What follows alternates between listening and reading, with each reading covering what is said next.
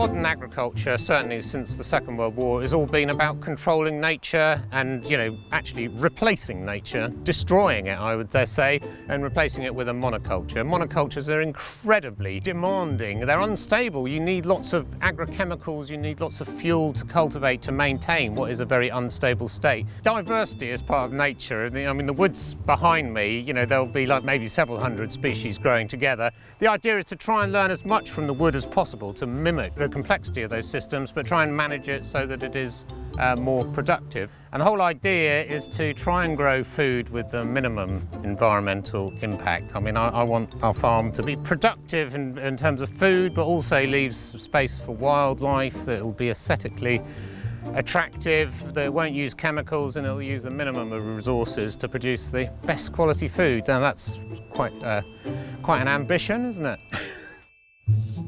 So here we've got cider apples growing with globe artichokes in between the rows. This sort of mixed cropping requires far less inputs. You get more good pest-predator relationships, ladybirds from the artichokes feeding on the aphids on the apple trees. It's actually easier to control the weeds. These artichokes cast a shade that we don't really have to do any weed control, and we'll grow a green manure around the apples, which will die in the winter. And it's about trying to really learn from nature and do things in an intelligent way, and accept that progress doesn't have to come out of a chemical container. Progress is much more about ecological understanding and using our knowledge wisely, rather than being the kind of domineering thugs, which I'm afraid to say is what most agriculture is all about. Surely mixed cropping can't be as productive as monocultures, though? Well, I've seen this sort of thing happening in Uganda, and actually it's many, many times more productive than conventional farming. I think that you're in a low-wage economy, it's much easier to do things by hand than it is here.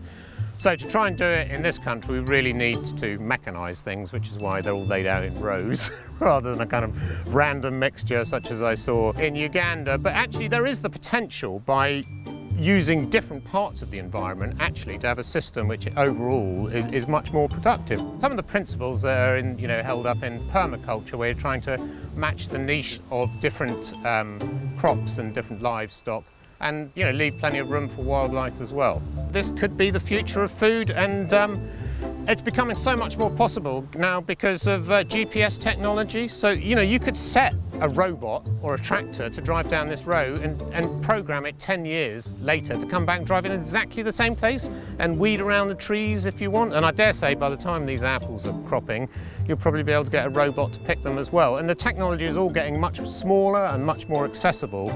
So I think actually mixing up, intelligent use of new technology with some of these ecological principles could open up a whole kind of new era for agriculture. The biggest challenge is just trying to get it to work commercially. I mean, there are lots of hippies who love the idea and whatever, but they're not very good at actually making it work commercially. I think that's where I come in. I've spent 30 years of growing vegetables commercially, and constantly trying different systems. And I find this the most exciting thing that I've done yet, really. Farmers have absolutely got to take back control of their industry. For the last 50 or 60 years, I feel we've been led by the nose by the agrochemical industry, and agriculture has been about what they can make money selling us, which agrochemical, which new bit of machinery and so on. Whereas, actually this is all about knowledge. It's all about the farmer's knowledge, and we need to get back to that.